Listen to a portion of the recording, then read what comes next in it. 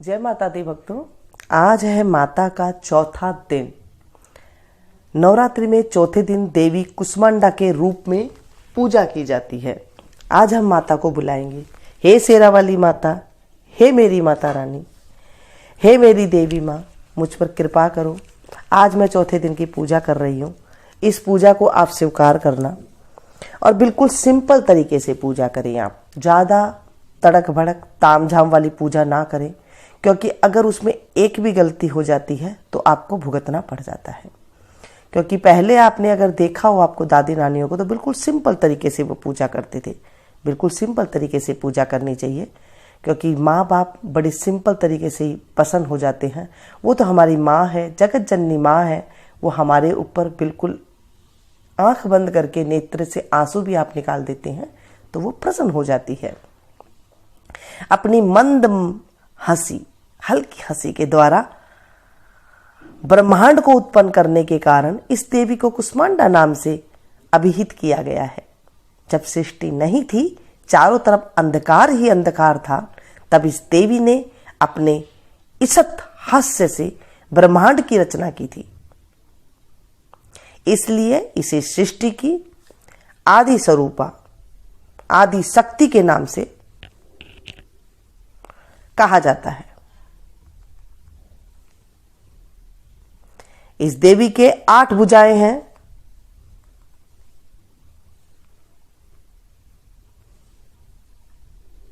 इसलिए अष्टभुजा कहलाती है। इसके 7 हाथों में कमंडल, धनुष, बाण, कमल पुष्प, अमृत पुण्य कलश, चक्र तथा गदा है। 8वें हाथ में सभी सिद्धियां और निधियों की देने वाली जपमाला है। इस देवी का वाहन सिंह है और इन्हें कुम्हड़े की बलि प्रिय है। संस्कृत में कुम्हड़े को कुष्मांडा कहते हैं। कहीं कहीं पे इसे कोला भी कहा जाता है।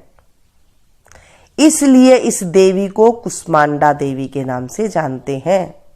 इस देवी का वास सूर्य मंडल के भीतर लोक में है। सूर्य लोक में रहने की शक्ति क्षमता केवल इन्हीं में ही है। इसलिए इनके शरीर की कांति प्रभा सूर्य की भांति ही दीप्यमान है। इनके ही तेज से 10 दिशाओं आलोकित है। ब्रह्मांड की सभी वस्तुओं और प्राणियों में इन्हीं का तेज व्याप्त है। चंचल और पवित्र मन से नवरात्रि के चौथे दिन इस देवी की पूजा आराधना करनी चाहिए। इससे भक्तों के रोगों और शोकों का नाश होता है तथा उसे आयु, यश, बल और आरोग्य प्राप्त होता है। ये देवी बहुत कम सेवा और भक्ति से ही प्रसन्न होकर आशीर्वाद देती है। सच्चे मन से पूजा करने वाले की सुगमता से परम पद को प्राप्ति हो जाती है। विधि विधान से पूजा करते रहने से भक्त को कम समय में ही कृपा का सूक्ष्म भाव का अनुभव होने लगता है। ये देवी आधियों व्याधियों से मुक्त करती हैं और उसे सुख, समृद्धि और उन्नति प्रदान करती है। इस देवी की उपासना से भक्तों को सदैव मन में खुशी रहती है, तो इनकी पूजा आराधना हमें करनी चाहिए।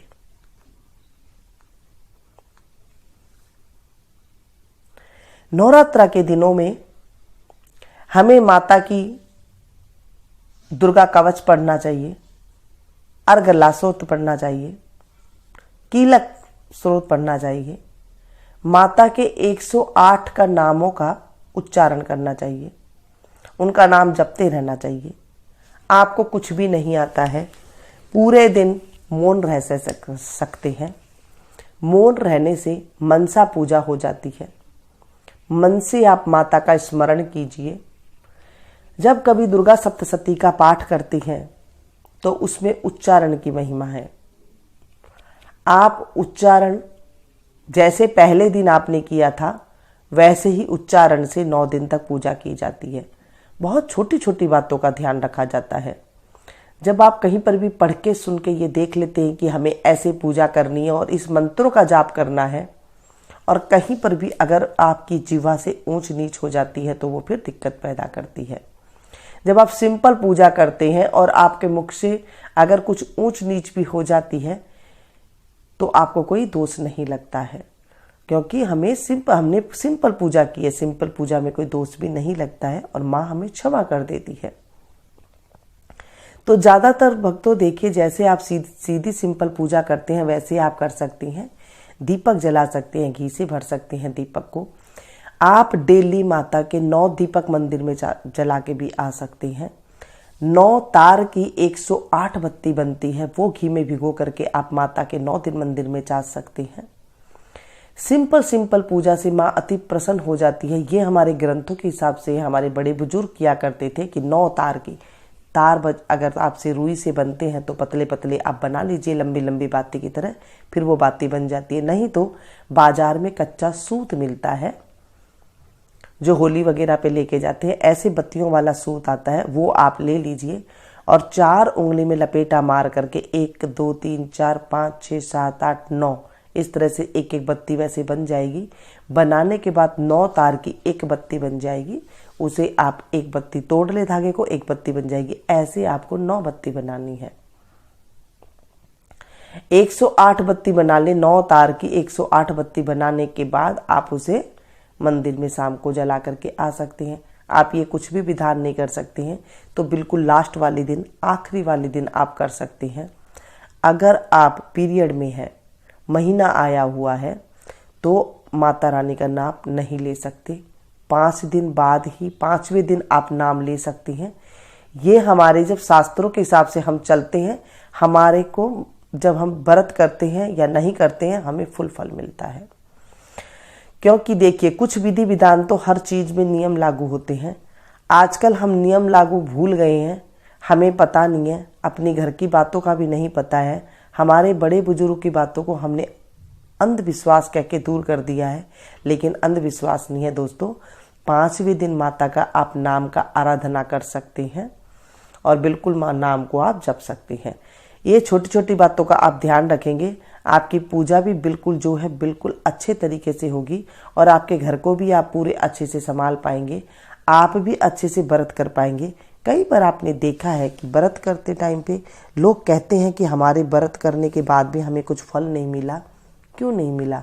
क्योंकि यहाँ पर आपने थोड़ी सी जानकारी हासिल नहीं की। कोई बड़े बुजुर्ग से जो ज्ञानी है, संत है, महात्मा है, उनसे जब आप पूछेंगे तो वो आपको बताएंगे। वो आपको इतनी बड़ी बड़ी पूजा के लिए नहीं बताते हैं। जब ये माता रानी के सप्तशती का पाठ किया जाता है तो कोई पंडित जी को बुलाकर, समझदार पंडित जी को बुला करके फिर ये काम होते हैं, अपने आप नहीं होते हैं। अपने आप करने से कहीं पर भी कोई मंत्र में अगर उच्चारण में गलती हो जाती है भक्तों, तो उसमें फिर आपको खामियाजा उठाना पड़ सकता है।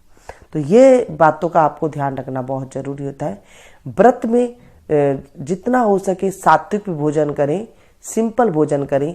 पूरे दिन भूखे रहते हो और फिर ये जताते हो कि मैं भूखी हूँ, मेरी सेवा करें, तो ऐसे भी सेवा नहीं होती है। बच्चों को मारना, काटना और फिर उसके बाद व्रत करना, ये भी सही बात नहीं है। आपके शरीर से जितना होता है उतना कर लीजिए। नहीं आप एक टाइम खा के रह सकती, 2 टाइम आप खा लीजिए। माता से हाथ जोड़ करके खा लीजिए कि माता मैं अब कुट्टू का 2 टाइम आटा ले सकती हूँ, 1 टाइम ले सकती हूँ। फ्रूट आप ले लीजिए, सेंधा नमक आता है वो ली जाती है, काली मिर्ची ली जाती है। बाकी इसमें कुछ भी नहीं डलता है, ना हल्दी डलती है, ना मिर्च मसाले डलते हैं।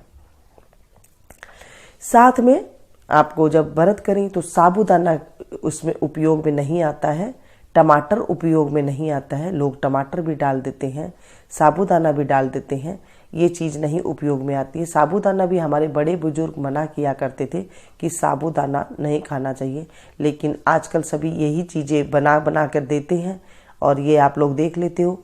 ज्ञान नहीं होने की वजह से बहुत कुछ गलतियां हो जाती है। आप जहर चाहे जान के पिए या अनजाने में पिए, जहर जहर का तो काम करेगा ही करेगा। बच्चा जब अग्नि में हाथ देता है तो अग्नि ये नहीं सोचती कि ये बच्चा है या ये बड़ा है, इसके हाथ में नहीं जलाऊं, उसका काम है जलाना। जब आपसे कोई गलती हो जाती है तो ये कुदरत हमें माफ नहीं करती है। चाहे कोई भी इंसान हो, उसे भोगना ही पड़ता है, चाहे कितने से बड़ा बड़ा ज्ञानी हो, चाहे कितने छोटे से छोटा आदमी हो, क्योंकि कुदरत उसको वो फल देती ही देती है। जब आपकी कोई गलती हो जाती है तो उसको कुदरत किसी ना किसी रूप में वो गलती को ले लेगी। तो इसीलिए जब आप कोई भी काम करें, बहुत सोच के समझ के करें कि हम क्या कर रहे हैं, क्या हम उच्चारण कर रहे हैं, क्या हम नया नया कर रहे हैं, ऐसा नहीं करना चाहिए। ठीक है। साथ में जब ये भोजन करें, जब आप एक टाइम भोजन कर रहे हैं, थोड़ा सा भोजन आप अलग निकाल दें। पहले आप मीठा लेना चाहिए। मीठा की आप जो बाइट लेती हैं वो 5 बाइट कम से कम मीठे की लेनी चाहिए। शुरुआत जब आप व्रत खोलती हैं तब मीठे की आप 5 बाइट ले सकती हैं। उसके बाद जो आपने भोजन बनाया है, माता रानी का नाम लेकर के, शेरा वाली का नाम लेकर के, उसे आप भोजन को हाथ जोड़ करके उसको ग्रहण करना चाहिए। थोड़ा सा भोजन आप अलग निकाल दें। अलग निकाल के वो अगर कोई कन्या मिल जाती है तो सोने पे सुहागा है, उसे आप जरूर दें। एक कन्या डेली आप अगर प्रसाद दे सकती हैं तो उसे जरूर प्रसाद दे दें। जो आपने ये निकाला है कन्या को दे सकती हैं। पूछ के दें किसी को कि मैंने ये नवरात्र से कन्या को मैं ये दे रही हूँ, तो वो भी आपने आप ले लेंगे। और उसके बाद जो है कन्या का आप डेली उसे दक्षिणा दे सकती हैं और उसके पैर का आशीर्वाद आप ले सकती हैं। एक कन्या कर सकती हैं। तो इस तरह भी जो है आपके पूजा की विधि जो है बहुत अच्छे से पूरी हो जाती है। आप साथ में उसके बाद जब आप भोजन ग्रहण करें तो भोजन में आप हरी मिर्ची, अगर आपको ज़्यादा लगती है तो आप हरी मिर्ची बीच में डाल सकती हैं। लेकिन पूरे दिन मन में ये ना लें कि मैंने हरी मिर्ची चटपटा खाना है, अब तो 9 दिन निकालनी है, ऐसे ना बोले, क्योंकि ये तो फिर आप माता को जता रही हैं। जब आप अच्छे से व्रत कर लेंगे, सिंपल तरीके से करें, चाहे आपसे एक टाइम हो रहा है तो 1-2 व्रत उठते बैठते कर रहे हैं तो दोनों कर सकते हैं, या 9 व्रत कर रहे हैं तो 9 व्रत कर सकते हैं। लेकिन मन को काबू में रखें, आप शुद्धता से रहें। कोई चीज़ आपसे प्याज लहसुन वाली चीज़ें ना बने, घर के अंदर ना बनाएं। साथ में जो है बहुत ही सात्विक तरीका से रहना चाहिए। इसके अंदर कोई गलत काम ना हो 9 दिन, ये चीज़ का भी आपने ध्यान रखना है। किसी कन्या को आप उल्टा ना बोलें, इसके भी आप ध्यान रखना है। ये छोटी छोटी बातों का जब आप ध्यान रखेंगे, आप देखेंगे सिंपल तरीके से आपने पूजा की है, व्रत किया है बिल्कुल सिंपल तरीके से, तो भी आपको जो है फल मिल जाता है। हाँ, इस व्रत में आपका ध्यान रखना है कि आपको लिक्विड ज़्यादा लेना है। जैसे थोड़ा सा जूस ले लिया, जूस नहीं तो आप फ्रूट काट के उसके ऊपर थोड़ा सा नमक और थोड़ा सा नींबू डाल करके आप ले सकते हैं। तो ये भी आपको जो है शरीर में बहुत अच्छा आपका काम करेगा। थोड़ा सा आप जब आपसे नहीं रहा जाता है तो आप इस तरह से भी ले सकती हैं। अगर आपने व्रत कर दिया तो करना, आपने 9 दिन शुरू कर लिया है तो आप इस तरह से ले सकती हैं। खाने की आप क्वांटिटी थोड़ी थोड़ी सी ले, एक साथ ज़्यादा तली भुनी ले करके ना बैठे, उससे आपको गैस हो जाएगी, एसिडिटी हो जाएगी और फिर बाद में दिक्कत हो जाती है। व्रत में जब उल्टियाँ आ जाती है तो व्रत खंडित हो जाता है। व्रत में जब आप रोते हैं तो व्रत खंडित हो जाता है। व्रत में आप ज़्यादा बोलते हैं तो व्रत खंडित हो जाता है। व्रत में आप दिन में सोते हैं तो व्रत खंडित हो जाता है। व्रत में आप बार बार झूठा मुंह करते हैं तो व्रत खंडित हो जाता है। व्रत में आप शयन करते हैं पति के साथ तो व्रत खंडित हो जाता है। व्रत में आप कुछ भी किसी को गाली वगैरह देते हैं तो आपको व्रत खंडित हो जाता है। देखा आपने कितने तरीके से व्रत खंडित हो जाता है। व्रत करते टाइम पे काफ़ी चीज़ें लागू होती है और उन चीज़ों को लागू करना बहुत ज़रूरी है। अगर आपको फल चाहिए तो आपको उसी हिसाब से, ग्रंथों के हिसाब से, बड़े बुजुर्ग के हिसाब से आपको करना चाहिए। ऐसी छोटी छोटी जानकारी मैं आपको और देती रहूँगी। आप जो मैंने अगरला सूत्र, देवी कवच और कीलक सूत्र बताई हैं वो आप सुने। साथ में 108 नाम जो मैंने माता रानी के बताई हैं वो आप ध्यान से गाएं। 108 नाम से आपकी जो भी मनोती होती है वो पूरी हो जाती है। माता रानी हमारे ऊपर कृपा बरसाती है। शेरा वाली माता तेरी सदा ही जय, बोले सांचे दरबार की जय। हे मेरी मैया रानी, हे मेरी शेरा वाली माँ, मुझे इस साल इतना देना, इतनी सुख संपत्ति शांति देना कि मैं आगे बढ़ सकूं और मेरा कल्याण हो सके, मेरे परिवार का कल्याण हो सके, मेरे परिवार में सुख शांति देना, मेरे बच्चों को सुख शांति देना, मेरे पति को लंबी उम्र देना और मैं सदा सुहागन रहूं। यही मैं आपसे विनती करती हूँ। हे माँ, तेरी माया अपरंपार है। हे मेरी मैया रानी, तेरी माया अपरंपार है।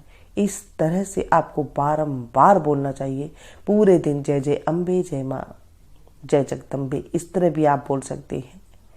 शेरा वाली माता के आप कोई भी नाम जानते हो वो बोल सकते हो।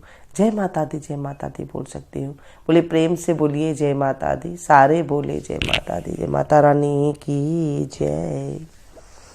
मिलती हूँ फिर से एक नई वीडियो में नई जानकारी के साथ। पसंद आई तो प्लीज़ इसे ज़रा शेयर कीजिएगा, क्योंकि हम माता रानी की जितने ज्ञानवान चीज़ों का हम शेयर करते हैं, हमारी बुद्धि की बढ़ोतरी होती है। जब माता रानी के दिनों में आप कोई भी गलती कर जाते हैं तो वहाँ से चर्म रोग शुरू हो जाते हैं, रात की अनिद्रा के जो रोग होते हैं वो शुरू हो जाते हैं। तो आप ध्यान रखें कि कोई भी आप काम कर रहे हैं तो आप अच्छे करें। जब आप किसी को समझाते हैं या ज्ञान माता रानी की जो मैंने अभी ये बताई है वीडियो, आप इसे शेयर करें तो आपको भी ज्ञान सुनाने का एक मौका मिल जाएगा। तो इससे क्या होता है, हमारे जीवन के पाप कटते हैं, क्योंकि हमने किसी को ज्ञान दिया है, हमने किसी को समझाया है, हमने माता रानी के नाम का कुछ हमने उच्चारण हमने कर लिया। क्योंकि आपके साथ साथ वो भी सुनेंगे, उनके मुंह से भी माता रानी के नाम निकलेगा, कुछ उन्हें समझ आएगी, अच्छी ज्ञान आएगी। ज्ञान बांटने से ज्ञान बढ़ता है तो हमारा गुरु ऊंचा होता है। जब हम किसी को ऐसी चीज़ें बताते हैं, सुनाते हैं, शेयर करते हैं, हमारा गुरु ग्रह जो है वो ऊंचा हो जाता है, हमारे बुध ग्रह ऊंचा हो जाता है, क्योंकि हमारी बुद्धि बढ़ जाती है जब हम किसी को अच्छी चीज़ें शेयर करते हैं। तो ये थी छोटी सी जानकारी। अच्छी लगी तो प्लीज़ इसे ज़्यादा लोगों के पास शेयर करें ताकि उनको जानकारी पूरी प्राप्त हो और कोई भी गलत काम ना कर सके। फिर से